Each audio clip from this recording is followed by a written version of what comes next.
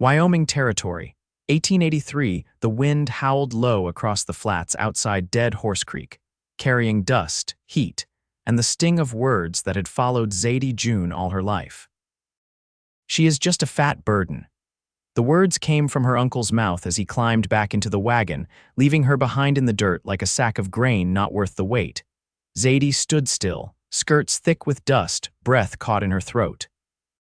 The wagon rumbled off toward the horizon, her uncle not looking back once. She did not cry. She had done enough of that over the years.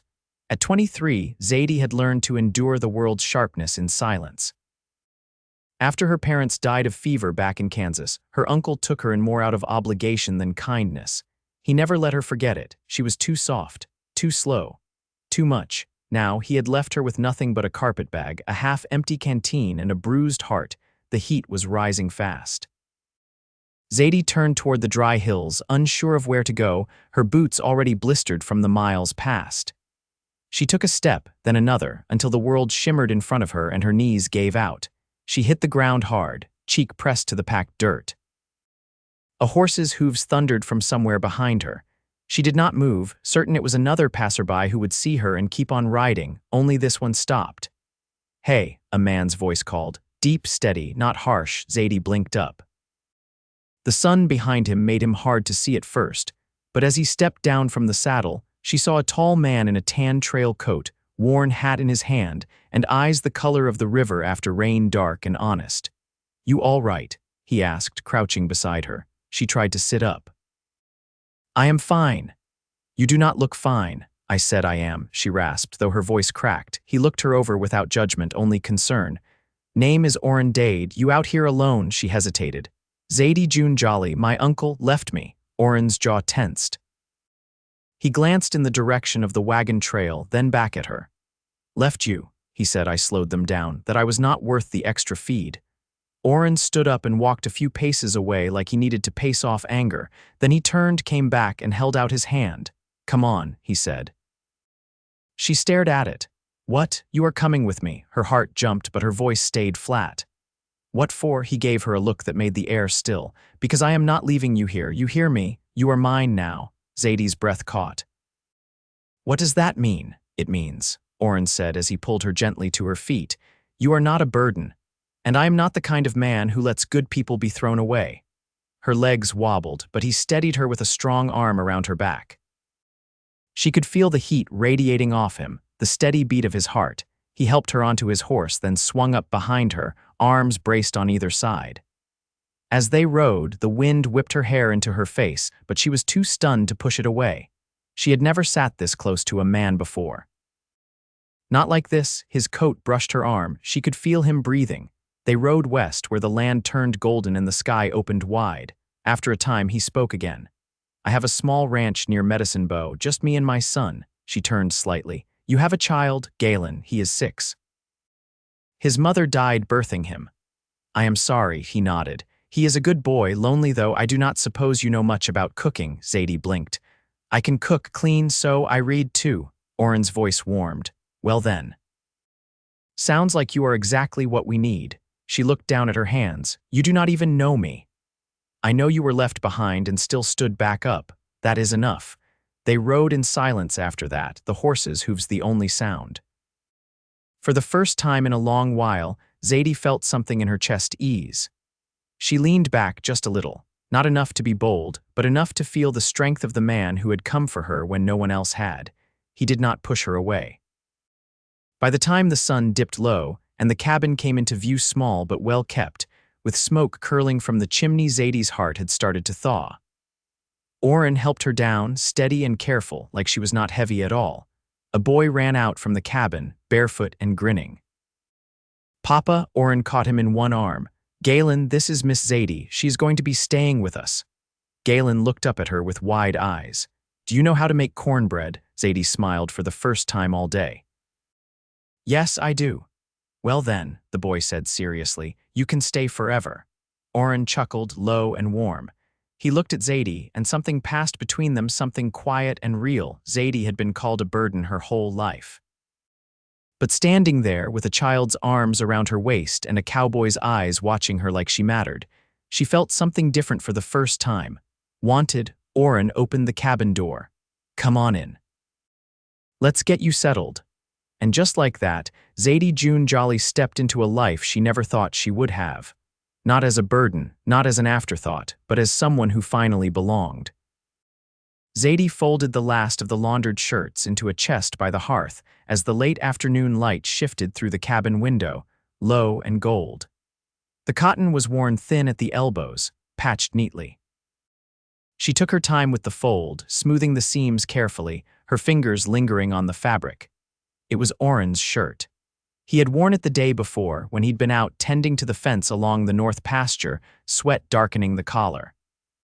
She had watched him from the porch steps while shelling beans into a pail, trying not to stare. The quiet of the place was different than any she'd known. It wasn't the silence of being overlooked, it was peace. Even the hush between them, when they passed each other in the doorway or shared a glance over breakfast, had weight. She felt herself settling into it, like a river smoothing out under slow current. Behind the cabin, Galen's laughter rose up sharp and bright. She leaned toward the window, catching the boy ducking beneath the low limbs of a pine, chasing after a chicken that had slipped its pen. Orren stood nearby, arms crossed, watching with that same still patience he carried in everything he did. He didn't raise his voice or rush in, just waited. A knock came at the frame of the open front door. Orren stepped in, his hat in one hand, dust still clinging to the cuffs of his trousers. That child's determined to catch that hen if it takes him till winter. Zadie smiled faintly and stood, brushing her hands on her apron. He's got a stubborn streak. He gets that honest. She turned toward the stove where the kettle had begun to whisper. "You thirsty? I could be." She poured hot water over the dried peppermint leaves she'd gathered earlier that week, the scent rising between them. When she handed him the tin cup, his fingers brushed hers, just the edge of a touch. He didn't pull away. He took a careful sip, then glanced around the room. "You've made this place look different. I haven't done much. You've done enough that it feels warmer." She looked down at the hem of her skirt. "It's easy to keep a place when you know no one's fixing to leave." Orren shifted his weight, then set the cup down on the windowsill. "I was thinking on something," he said. "I'd like to ask you a favor." She met his gaze, steady now. "What kind of favor?" "Galen doesn't have schooling," he said. "Not with the nearest teacher 3 hours off. I've been trying to teach him his letters, but I don't have the time or the right patience for it. You said you could read." "I can." Her hands clasped together in front of her. "I could teach him. I'd be grateful." A quiet passed between them. Galen's voice drifted in again, now humming, then the soft cluck of the hen finally caught. Zadie stepped closer to the window, watching the boy hold the bird to his chest like a prize. "He needs someone steady," Orren said, his voice low behind her. "Someone who'll be here when he wakes up and when he lays down. I've tried to be both mother and father, but—" "You don't have to explain," she said gently.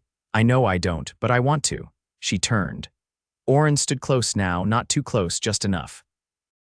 The lines at the corners of his eyes were deeper than she'd first noticed, not from age, but from years lived hard.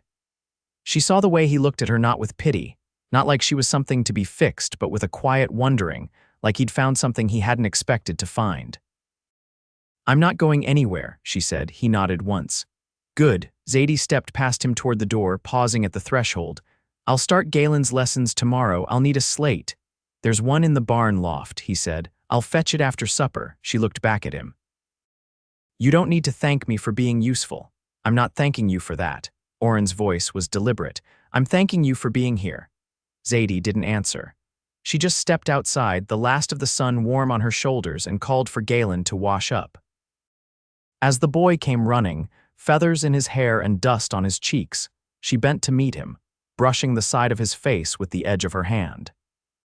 That night, after the dishes were washed and the lamps lit, Zadie sat near the fire with her sewing while Orren read aloud to Galen from an old dime novel, stumbling over the words with dry humor. Galen leaned against his father's side, eyes drifting shut halfway through the chapter. Zadie looked up to find Orren watching her from over the boy's head. Neither of them spoke. Still, something passed between them, quiet and certain. Not sudden, not rushed, just the beginning of something real, the kind of something that stays. Zadie woke before the rooster, the pale edge of dawn just beginning to swell behind the hills. The cabin was still and hushed. She pulled the quilt back gently, careful not to wake Galen, whose bedroll lay tucked near the hearth. He'd rolled toward the warm stones in the night, one hand curled beneath his cheek. She moved as quiet as a breath, slipping into her boots and shawl, then stepped out into the cold morning. Frost clung to the grass like lace. The barn loomed ahead, shadowed and quiet, the horses inside shifting slow in their stalls. She carried 2 pails to the spring house first, then to the coop, where the hens clucked warily at her presence. There was a rhythm to it, already work that asked no questions, just patience. She never used to like the silence. Now it felt like something she could stand inside. By the time the sun crested the ridge, Orren had come out with Galen at his heels, both of them blinking against the light. Galen ran ahead to the coop, calling out about the eggs Zadie had already gathered. Orren met her at the well, his sleeves rolled, hands raw from the morning chill. "I heard you moving," he said. "Didn't expect you to be out before me." "I like the quiet before the day starts," he nodded, drawing water. "There's a mare foaling soon."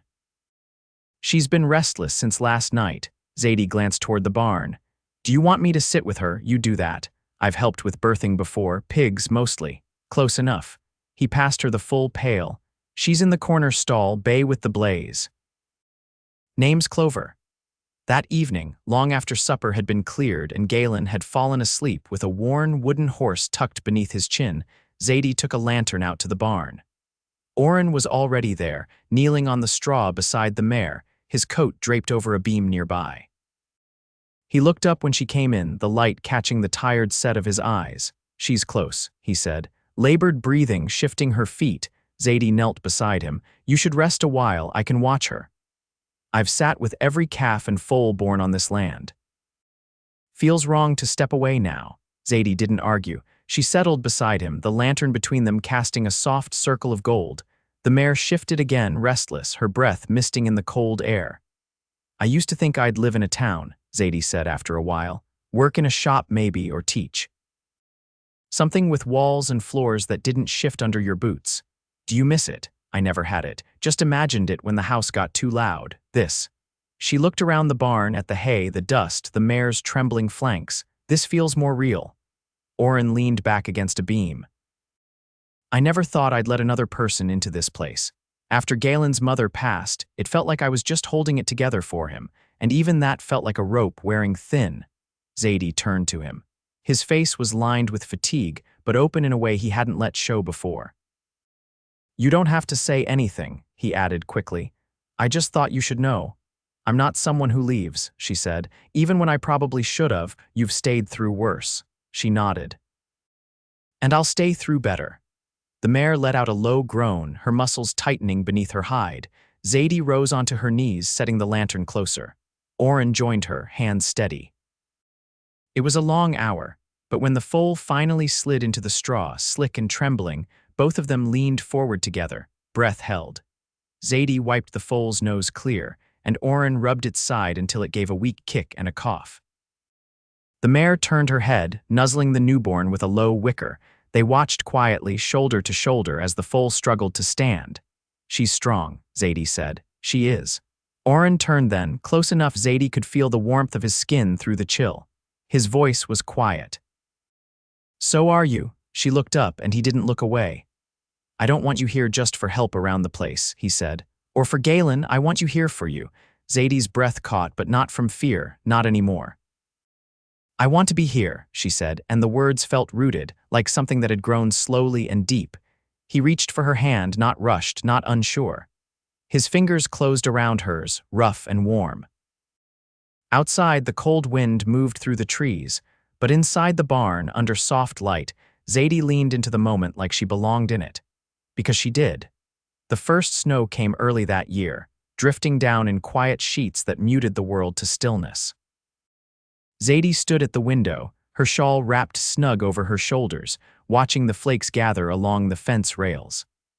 Galen sat at the table behind her, tongue pressed to his lip as he copied out his letters with a worn piece of chalk.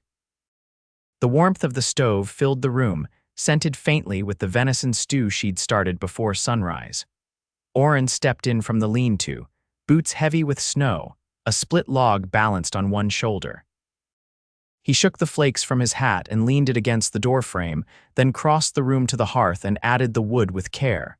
The flames took to it quickly. "You'll need your gloves mended," Zadie said without turning. "The seams at the thumb are near through."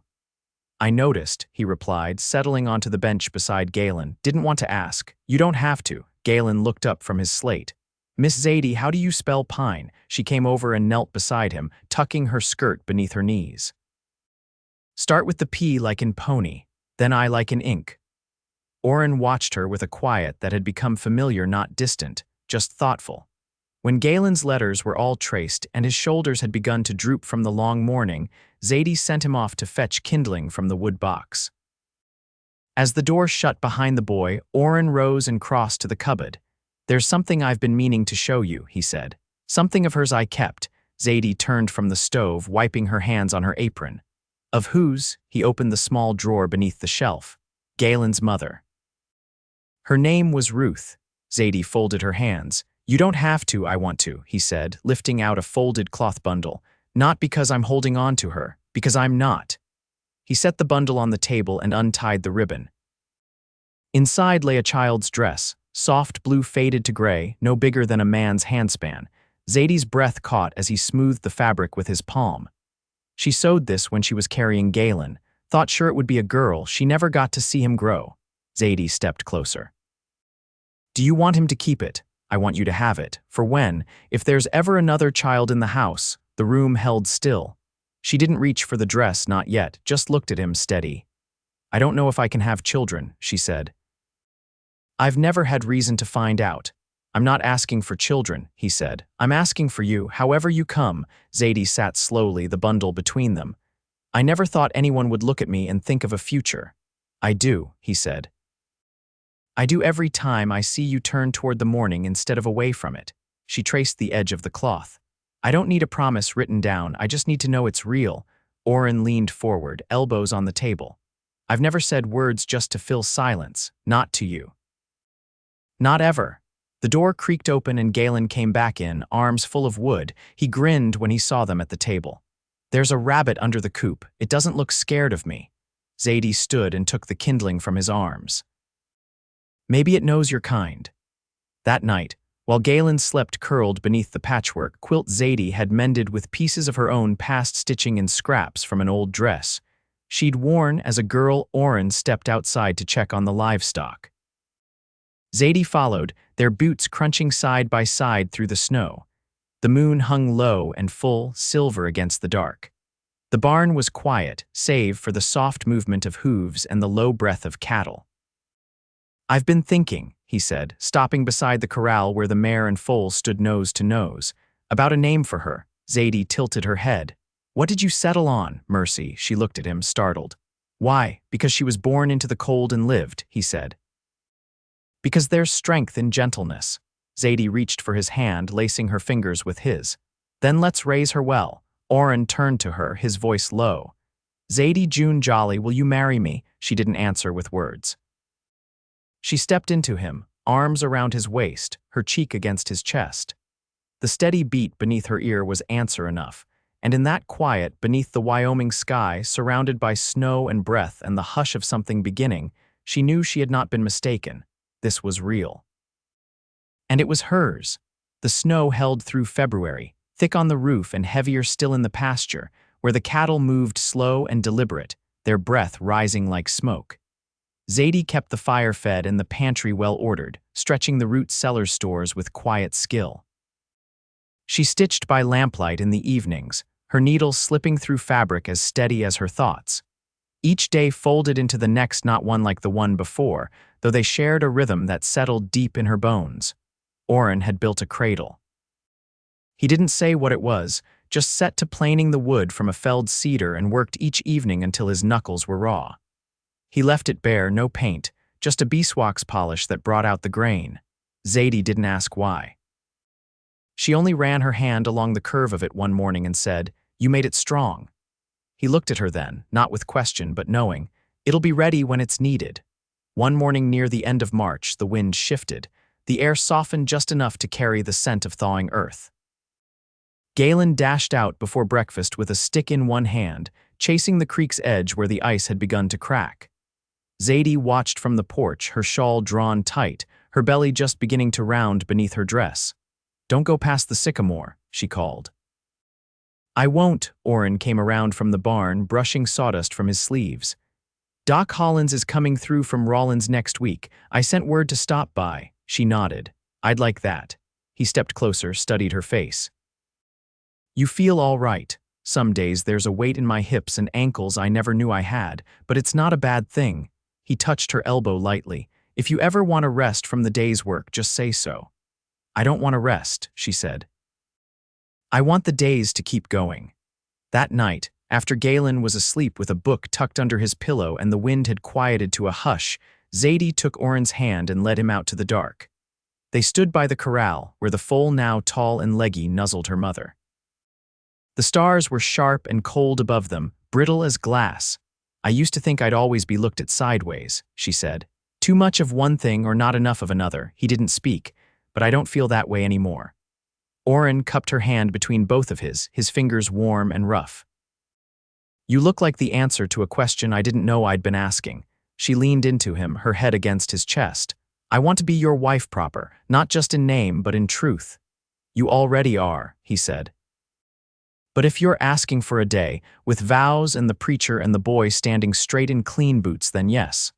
I want that too." They married the following Sunday, beneath the cottonwoods at the edge of the property.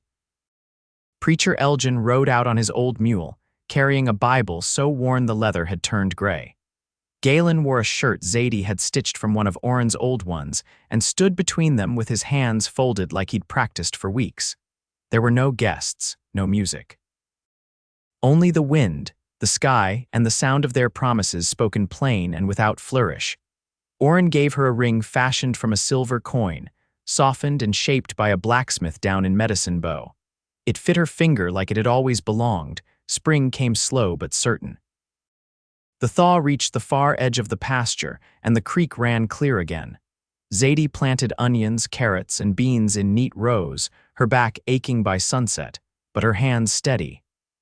Orren built a rocking chair for the porch and set it so she could rest her feet while watching the field. Galen helped her plant marigolds beneath the windows, his fingers stained with soil, his laugh ringing like a bell. When the baby came in late August, it was a girl with dark hair and lungs that filled the room. She was born in the middle of the night, the sky just beginning to turn gray. Zadie held her close, her breath catching as the child rooted against her skin. Orren knelt beside the bed, his face drawn and pale with worry turned to awe. "She's real," he whispered. "She is," Zadie said, voice hoarse from effort. "And she's ours." They named her Ruthie, after the woman who'd come before, not out of sorrow, but to carry something forward. Galen took to the baby with quiet wonder. He read to her from his primers, his voice careful and soft. He held her with both arms, his knees locked so he wouldn't wobble. "She looks like you," he told Zadie one evening. "Not just in the face, in the way she looks at things like they matter." By the time the leaves turned, the house had shifted again. It smelled of bread more often than stew, and the cradle held a quilt Zadie had stitched with bits of cloth from all three of them. Orren came in each night with sawdust on his sleeves and kissed the top of her head before washing up. They didn't talk much over supper, not because there was nothing to say, but because everything that needed saying was already there. One night, long after the lamps had been turned low, Zadie stood in the doorway of the nursery, watching Ruthie sleep. Orren came up behind her, his arms wrapping around her waist, his chin resting on her shoulder. "Do you still feel like you belong?" he asked. She turned in his arms, her voice steady. "I feel like I've always been meant for this. I just didn't know it until you found me." "I didn't find you," he said. "You stood up on your own." She smiled, her hand resting over his heart. "And then you gave me a place to stay standing." They stood there a long while, the floorboards warm beneath their feet, the hush of the house around them like a song only they could hear. And from then on, through all the winters and sowings and births that came, the house at the bend of the creek stayed full. Not just with voices or chores or the thunder of hooves at dusk, but with the quiet, enduring kind of love that didn't need explaining, only living forever.